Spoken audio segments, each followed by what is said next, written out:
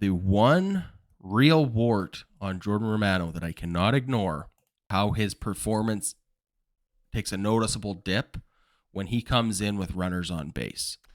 Wow, yeah, 100%. This one comes in from Wyatt. Says, just finished watching the Padres beat out the Dodgers, and man, what a great playoff series that was. Watching the last game, I couldn't help but think of two things. Firstly, seeing the Dodgers bullpen implode in the seventh inning of Game 4, in my mind, says how much the Blue Jays bullpen upgrade should really be priority number one this offseason. Thought number two, watching the series games be as close in scores as they were, the Padres ran out Josh Hader for 3 saves in 4 days. Do you think Romano would be able to handle that same workload, or do you think we really need to look into a second closer that could help Romano being used 2 days in a row? Love to hear what you guys think. Thanks for the question, Wyatt. Scott, what are your thoughts? Well, we did this a few days ago where we each picked our go-to free agent we'd like to see acquired by the Blue Jays in this free agent offseason. And Edwin Diaz is at the top of my list. I don't think Romano is the guy to be able to go. I think, by the way, Jordan Romano, one of the top closers in baseball, led the AL in saves, was absolutely nails for this Blue Jays team. But we watched even in that game, too, where he was pushed to his limits there and tried to get 6 outs, and it just didn't really work out.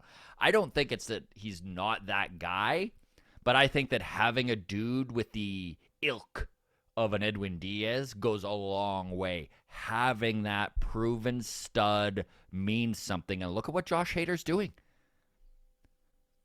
He's literally one of the biggest reasons why this Padres team is in the NLCS. You're not wrong.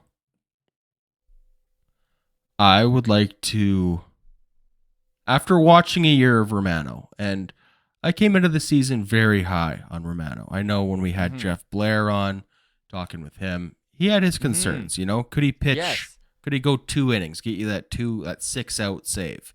Right? Can he pitch on short rest? These sorts of questions, right? A lot of these questions for me or concerns, I should say, were put to rest this season. Very happy with Romano and his performances. For me, the one real wart on Jordan Romano that I cannot ignore is how he struggles with, or how his performance takes a noticeable dip when he comes in with runners on base. Wow, yeah, 100%. Runners on is his Achilles heel. We saw it in game 2. He's a different pitcher. Look, we saw it all year long. We saw it in game 2. He came in the 8th inning with runners on. There are closers in this league where you expect them to get 3 outs in the 9th inning, but you pitch yourself into trouble in the 8th, and you go, all right, we got a runner on 1st and 3rd and 2 outs. We need to bring in Diaz right now. We can't wait till the 9th because the 9th might not matter.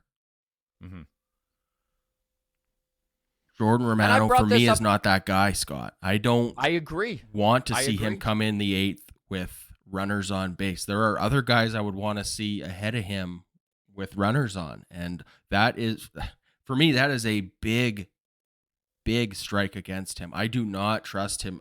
I would rather see him pitch six out saves if he's coming into the 8th with nobody on. Yeah, come in at the start of the 8th if you're that worried. I trust 100% of the time. Clean inning Romano, give it to me. But like you said, right, runners in scoring position or even runners on base, and he's a different pitcher. And you know who was the best pitcher on this team for leaving runners on coming into a game with men already on base? Tim Mesa. And sometimes it doesn't work out. And sometimes it doesn't work out. We watched it happen in game 2. I know a lot of people shit all over John Schneider for bringing in Tim Mesa, but you go through the numbers, and Mesa was literally the best on this Blue Jays bullpen at leaving guys inherited runners on base. And it didn't work out. And it's not the way I would have done it either with Carlos Santana coming up and flip him around to his strong side. There were reasons to question John Schneider's move in that moment. But you know what? Like, while we're talking runners left in scoring position, Jordan Romano struggles. Yep. So, yeah, I think that needs to be addressed this offseason. Great comment, Wyatt. We either need a rock solid setup man or, a improvement at closer and make Jordan the setup man.